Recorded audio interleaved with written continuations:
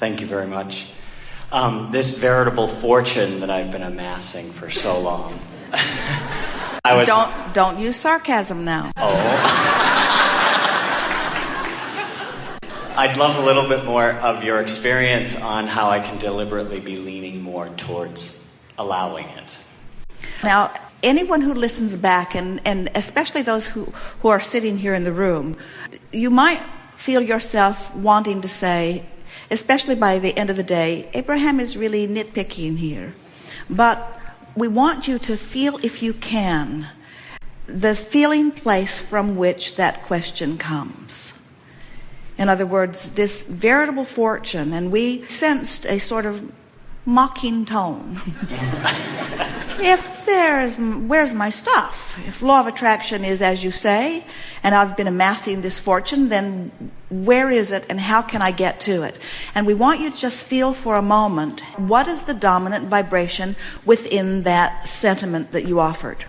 Was he offering the vibration from the lack of the money or from the having of the money?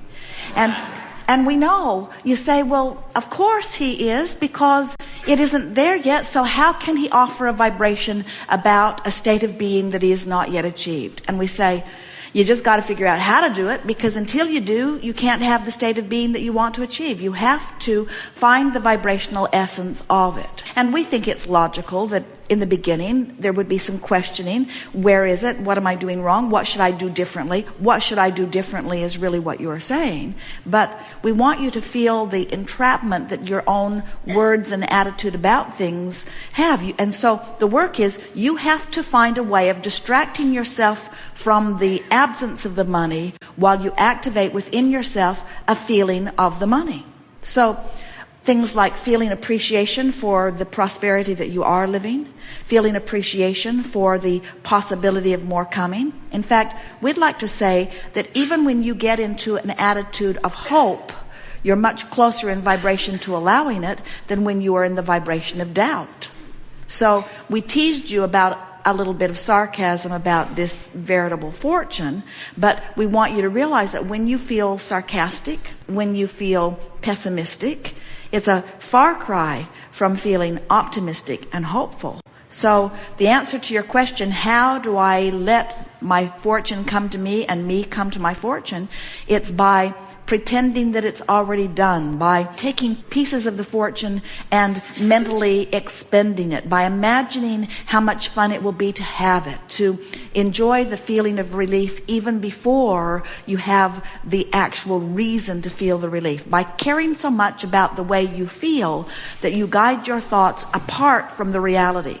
And so sarcasm, we're really kidding you a tiny little bit about that, is further from letting it in than optimism or positive expectation. So feel the difference between saying, my money is really slow in coming. I'm starting to believe that it's in vibrational escrow for me, but I can't figure out how to let it in. Feel that sentiment, and then feel the difference between that and saying, it's going to be nice when I figure this out. It's going to be nice when I figure this out. Lets the resistance go. I haven't figured it out. I've been working at this a long time and I haven't figured it out is totally upstream and resistant in nature. I'm looking forward to figuring this out. Releases resistance. It'll be nice when I figure this out. I have glimpses of this in my experience every day. I get it on a lot of different subjects. I'm doing pretty good on much of this. I do like knowing that there is a fortune that's been amassed for me. I do like knowing that my life experience has caused me to put some things in vibrational escrow. I do like realizing that the source within me has preceded me in its expectation of my receiving of that. I do like knowing that my negative emotion itself is my indicator that I've departed from how source sees me. I do like knowing that negative emotion is my indicator that source sees me as prosperous, and in the moment of my negative emotion, I'm not. I do like the idea that source source can guide me to more positive feelings. And I do like knowing that the negative feelings are my indicator that I'm not going in the direction that source is thinking. I do like knowing that. I'm pretty good at this. I am aware of the way I feel. I can tell the difference. I have noticed the correlation between what I've been thinking and feeling and what's manifesting. I do know that the reality shifts to match my chronic feeling. And I do understand that thinking something in the beginning that is different from what I've been thinking takes a little bit more focus. But I do know that when I focus a little longer, it gets easier and easier. And I do know that the longer I say something, then the easier it is to say it. And the more I say it, the easier it is for me to expect it. And I do know that expectation brings a different feeling. I do know the difference in the feeling of hope and the feeling of doubt. I do know the difference in the feeling of excitement and the feeling of discouragement. I can do this. I know I can do this. Just conversations like that make all the difference in the world. That is the work. We know it feels slow going, but that's the work. You didn't come to your chronic. And by chronic, we don't mean negative necessarily. By chronic, we mean what I usually think about this subject. You didn't come to that all at once. You came to it gradually, and you're not going to shift from it all at once. You're going to shift from it gradually.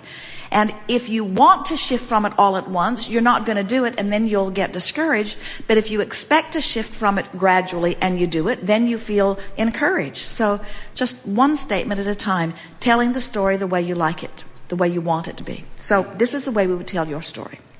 I've recently heard that there's a veritable fortune waiting for me in vibrational escrow, and I like how that sounds.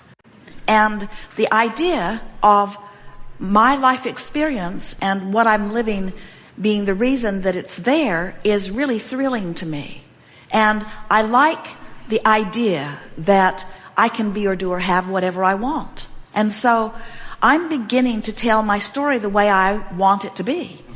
I don't think that money is the path to happiness, but I don't think it's the root of all evil either. I think it is a route to freedom. I think that within more money, there are more choices. And in more choices, there is more fun. And I like the idea of making decisions about what I want to do based on how it feels to do it, rather than on whether I can afford to do it or not. I like the opportunities that more money open for me. And so I don't think I'm just excited about the veritable fortune that's waiting for me. I think I'm excited about what that means to me and my family, what that means to those around me, what that means to the way I begin to view life, what that means to the way I experience life. It's exciting to me to think about those kinds of changes. And I love my life in so many ways, but I can see how this money that's on its way to me will enhance my life in this way and this way and this way. An extra $100 today would mean these changes. An extra $1,000 today would mean these changes. If I were allowing in an extra $100,000 this year, I would do this with it. If I allowed in an extra $500,000 every year, that would mean I would live over there. And that means I would drive that. And that means I wouldn't work there. In other words, just play with it in your mind, envision. We've offered a lot of games, and the most productive game that we've ever seen. And we've watched a lot of people apply these processes. And this is a powerful, powerful game. Put $100 in your pocket with the intention of mentally spending it every day over and over and over and over and over again. Just contemplate how many things, if you wanted to, you could exchange for that $100. It is amazing what that simple game does in shifting the way you feel about money. It frees you up, because your habit is to say, I want that, but I shouldn't. Where this $100 says, I could if I wanted to. I can do that. So instead of saying, I can't afford that over and over and over again, you're saying, I could if I wanted to, I could if I wanted to, I could if I wanted to, I could if I wanted to, I could if I wanted to. Someone said, well, Abraham, you haven't been physical lately because $100 doesn't buy much. And we said, if you spend it 1,000 times today, you've spent the equivalent of $100,000 today. And that goes a long way in shifting your vibration. And then people often say, but it's not real. And we say, it will be. It will be. You've got to feel it first, and once the vibration is stable within you, the realization of it has to come. Law of attraction must bring you the path, the method, the co-creators, and the results that you are conjuring vibrationally. When you conjure prosperity in your vibration, prosperity must come in real life experience, and it will come in so many ways. It will come as you turn every corner. Everywhere you look, another huge evidence of prosperity will show itself to you. Once you get it just a little more active than what you've already got active. It's not the big deal you all make it out to be. You know why it feels like a big deal? Because you've been looking at what is, offering a vibration of what is, getting more of what is for so long. You say, I've done all this effort and I've offered all this work and I've worked all these years, and in all of that I've only come to where I am now. And so what will that scanty little effort provide me when I've offered all this effort and I've only got this far? And we say, you've been offering action effort, and now we're encouraging you to offer vibrational effort. And vibrational effort is bringing you into usage of the power and energy that creates worlds. Vibrational change makes big manifestational change when you are consistent in it.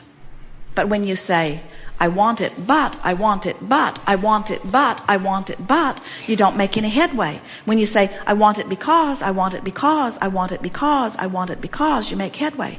When you say, I believe I can do it, I think I can do it, I doubt I can do it, I'm not really doing it. I believe I can do it, I would like to do it, but I doubt I can do it, I'm not really doing it. But I'd like to do it, I really like to do it, but I can't do it because I haven't been doing it. But I'd like to do it, I really want to do it, but I'm not doing it. Hardly anybody does it. But I'd like to do it, but I want to do it, but it's hard to do it and I'm not making any headway. And I want to do it, but I don't know what to do. Then nothing changes. It's the same old mundane, chronic, vibrational habit of the way I feel. You have to use your willpower to focus your thoughts into a different storyline, you see.